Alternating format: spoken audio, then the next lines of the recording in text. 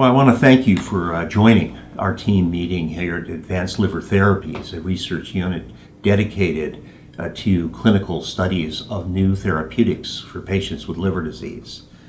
It's important that we meet as a group because we have several studies now to treat non-alcoholic fatty liver disease. And you know that non-alcoholic fatty liver disease is an enormous problem for us to confront, and we have to be clear about our messaging as a team to patients who are seeking counsel about what they might have and whether they want to volunteer to participate in clinical trials. But I think it's also important that that messaging be extended to those that are just seeking our clinical care here in the Liver Center at Baylor St. Luke's. So Dr. Vierling, what is non-alcoholic fatty liver disease? Well, let me take a look at some of the slides and things I have here, because I think I've got one that will answer that for us. Okay, what does non-alcoholic mean in the term NAFLD, non-alcoholic fatty liver disease? First, it doesn't mean that you do not drink at all. It does mean, however, that you do not drink enough that could cause alcoholic liver disease, and that is defined for females as more than one alcoholic beverage, be it a beer, a glass of wine, or a cocktail per day, and for males, 2 such beverages per day per week.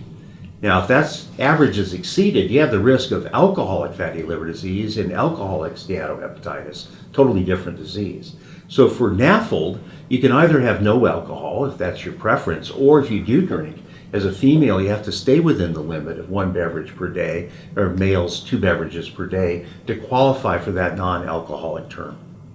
So Dr. Vierling, what are the consequences for a person that has NAFLD or non-alcoholic fatty liver disease? Well, here we kind of show as a cartoon the consequences. A normal liver is obviously what we would all want, but if a person does have steatosis, fatty liver, due to non-alcoholic fatty liver disease, they have already developed an excessive risk of death due to heart attacks, strokes, or diabetic complications, because fatty liver is part of a syndrome encompassing diabetes and hypertension and has that increased risk. Now, we don't know whether if you start out with simple fat, steatosis, whether you may progress ultimately to NASH. But we do know that some people right from the get-go have NASH. And that is a progressive disease, as we said, leading to liver cirrhosis. And unfortunately, even before you have cirrhosis, there may develop a risk, which is greater when you have cirrhosis, of primary liver cancer. Now, all of those mean that you can go into liver failure, have premature death, or require a life-saving liver transplant to survive. So the consequences vary from benign to severe. Who is at risk for NAFLD? Well, the key risk factors we really do know. There are obesity and overweight, which is extremely common in adults, as we all know in the U.S. and worldwide actually now. Diabetes or prediabetes, and having either high cholesterol and or high triglycerides, lipid disorder. And any of those risk factors, alone or in combination, confers a risk for NAFLD. If the risk factors are very common, how many Americans have NAFLD and how many have the more dangerous form, NASH? Well, let me show you something that's pretty striking about that. We would say that 90 million adult Americans have NAFLD right now. Unbelievable number. Basically, that means 30%, or 3 out of 10 adults have NAFLD. Now, of that 90 million, we think 29 million actually have NASH. And NASH is the progressive form with the risk of cirrhosis, liver failure, liver cancer, and the need for transplant. A totally unmanageable number, which is really the message in a nutshell that if you have this disease, you better know about it and seek treatment for it. Now, the degree of scarring can be monitored without a biopsy using, as you all know, a FibroScan, which is the FDA-approved ultrasound device that we have here in the Research Center. So, Dr. Vierling, after you have been diagnosed with NAFLD, whether it is NASH or steatosis, can you treat it? Let's just itemize the current and future treatment options. Our current options that we know work start with weight loss. And if you can initially lose 10% of your body weight, even if your body weight is very, very high, 10%, you'll eliminate 90 to 95% of the fat in your biopsy. Now, long term, if you could lose 20% of your body weight, you apparently have an excellent prognosis going forward. This comes from some very long-term studies. And we know that if you have significant overweight and undergo bariatric surgery, and most of those people lose about 100 pounds or more, that they have an excellent prognosis. They can just reverse entirely their liver disease.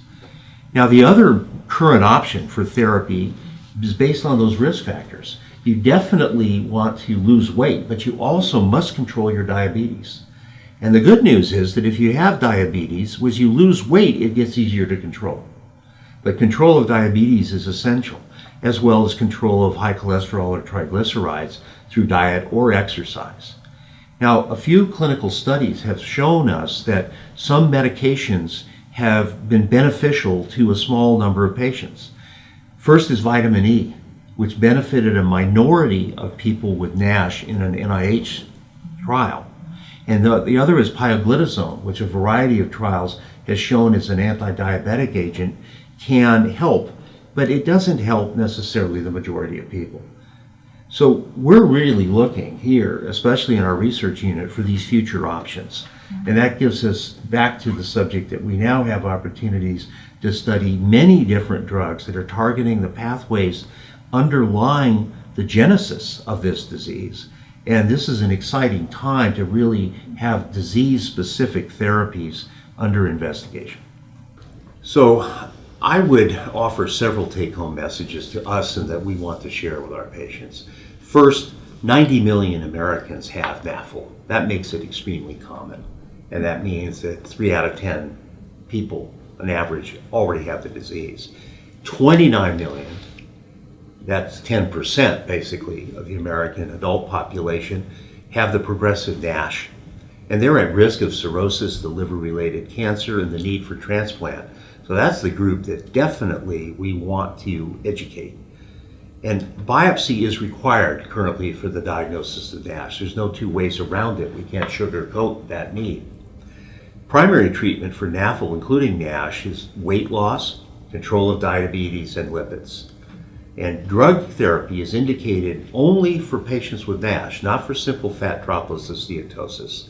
And there may be some benefits for some people with vitamin E or pioglitazone, but those benefits are really limited. New therapies are being studied in clinical trials such as the ones that we're doing and enrolling right now. So I think the major conclusion of these take-home messages for patients is that if you have risk factors, overweight or obesity, prediabetes or diabetes, or high lipids, either cholesterol, triglyceride, or both, get diagnosed and seek treatment. We've talked about NAFLD, and for more information, I want you to discuss with your healthcare provider if you have risk factors of NAFLD. You need to get diagnosed and you need to consider being treated. Useful websites include the liverfoundation.org for patient education materials. Also, clinicaltrials.gov has all the current research trials and the locations that might be near you that are conducting these trials. And finally, in Texas, please call us at 1-832-355-8966 for either issues of clinical care or current research studies that we are enrolling.